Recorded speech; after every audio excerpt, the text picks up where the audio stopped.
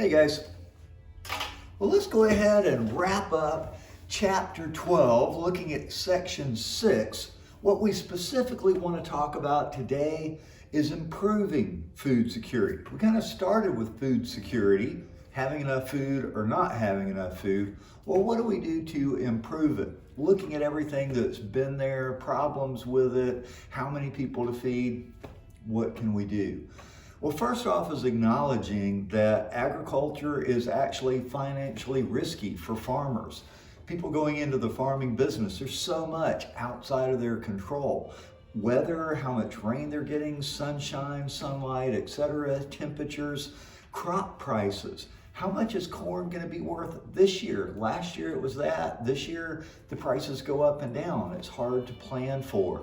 Disease, whether it's insects coming by and eating it, some sort of blight, something infecting your crops and losing a bunch of it.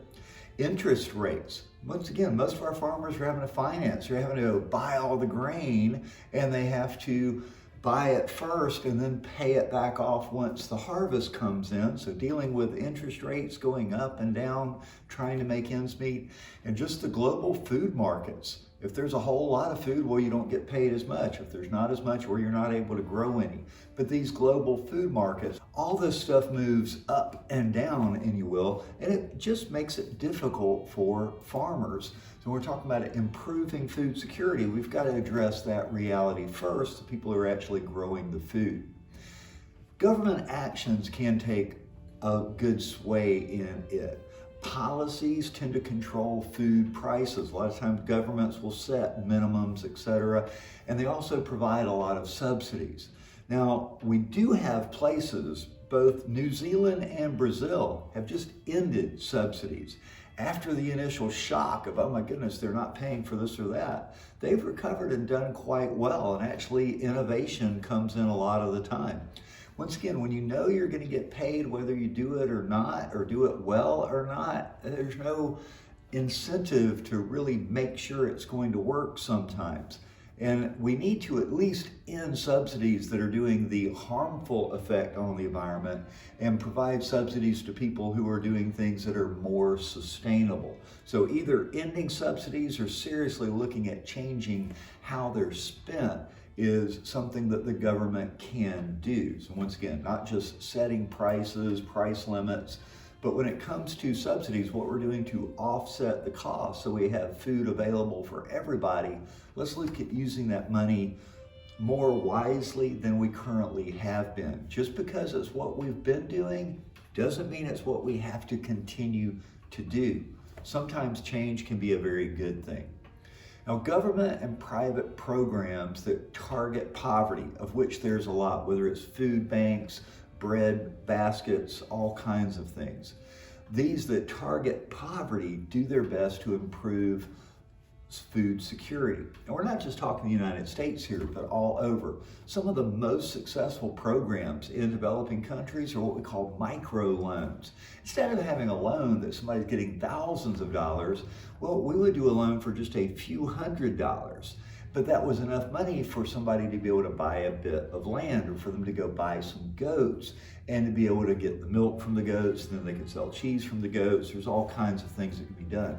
But these microloans, very small amounts of money, but enough in the hands of somebody that they can then buy something of their own and then pay it off very small. So sometimes we think about loans being lots of money, but sometimes they can be really small. It's like $100 or $200 that the person can pay off in a year. And these have been wildly successful. These low interest loans of actually small amounts of money to help somebody get on their feet. And a lot of times, just immunization and vitamins for children. We can completely keep children from going blind out of malnutrition with just like 2 vitamin A tablets a year. It's very inexpensive, but they still just don't have them in large parts of the world. So government trying to do things just to take care of this. For literally dollars a month, you can help provide for somebody. My family and I, we have a little boy in Malawi that we help take care of. So for a very small amount of money every month, we make sure that he has food and he gets an education. It doesn't take a lot. So just adopting somebody and for very small amounts in another part of the world can really help see a village get through, help provide some education, some food along the way to make sure that they have a fighting chance at survival. It doesn't take a lot sometimes, but it's easy to get caught up in our own realities. Another thing that we can do is grow and buy food more locally. If we support our local economies, well, then it lowers the footprint because it's not having to go as far to market. If we can have things grown more locally and buying more locally, it helps tremendously. So supporting our community agriculture, a lot of times you can do things where you kind of buy into a farmer's crop and then like once a week you get a box of food coming in from the farmers. There are various things all around town. Certain grocery stores will tend to carry more local produce than other grocery stores. So frequenting them, supporting people that are supporting our local farms are really good. And just supporting local economies and the farm families. Once again, the more you can keep what you're buying close to home, the better off it tends to be. And we've got to cut down our food waste. Like 1/3 amount of the food that we have is thrown away each year.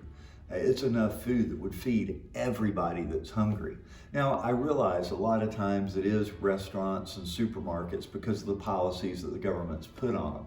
You know, if somebody has handled the food or it comes back or if it winds up getting a little bad spot, they have to throw it out. Now, if I have a bit of a bad spot on a tomato in my house, we just cut off the bad spot and we eat the rest of the tomato.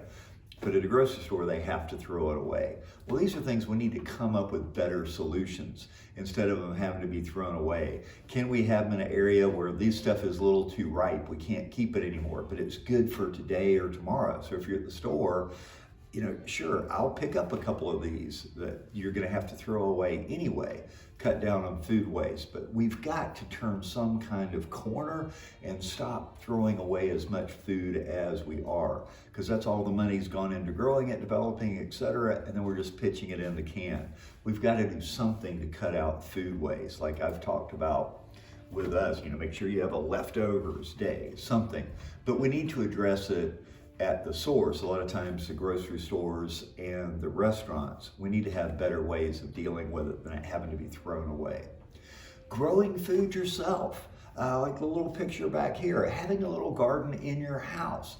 If we only use 10% of the lawns in suburban and other areas, that is a lot of food to come down. So even if you're just growing some tomatoes or some green peppers, or maybe you grow your own pumpkin patch out there, squash, all kinds of things can be grown pretty simply in just some little patches that you can help offset some of the things and grow some your own, so we're not as dependent on really the big, massive agricultural industry, which is using a lot more pesticides, insecticides, fertilizer. If you're growing something pretty small on yourself, you can watch it and you can take care of a lot of those things, and we're not having to use as many or as much of these harmful practices. And I just want to tie in some of these big ideas that we've talked about. Now, going all the way back, we're somewhere around 800 million people have health problems because of food insecurity, not enough food. But 2.1 billion people have health problems from eating too much food. Either end of the spectrum is not so good. We want to make sure people have enough food to eat, and some of us need to make sure we're not eating too much food because there's health problems on both ends of that scale.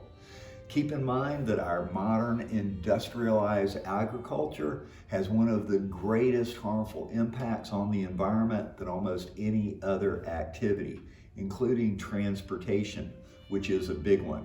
Once again, feeding the world takes a lot of power, takes a lot of energy, but we need to relook at some of the ways it's being done and trying to go to more renewable forms of energy instead of relying on fossil fuels so much for all of it. And along with that, we just want to get more sustainable forms. We need to reduce the harmful impacts and increase the ones that are better. A lot of our organic farming or small sourcing, once again, everything has its pros and everything has its cons. We simply want to go for as many win-win situations as we possibly can. And we started this chapter off talking about no-till farming. The no-till farming preserves the topsoil. There's a lot of benefits that come from it.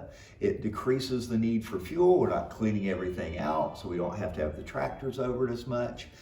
It decreases the need for irrigation, keeping all that vegetation on the top, traps the moisture in the soil better, and it's also storing the carbon and other nutrients down in the soil. So we need to do more to help increase this no-till farming and increase the use of renewable energy, do more of the integrated pest management. Sure, we're probably gonna have to use some chemicals, but let's use everything at our disposal so we're using fewer chemicals instead of more.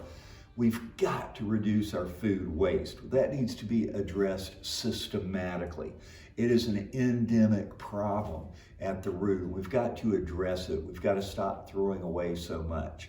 And we need to include the environmental and health cost in the food prices. Once again, ending subsidies. If the subsidies go away, there's a more incentive to do it well and to do it cheaper. Once the initial shock wears off, we tend to do pretty well with things. Because once again, that way we're going to encourage the greatest innovators to get it done better, and then we all benefit from those practices. That wraps us up for chapter 12, food production. Take care, and we will see you next time.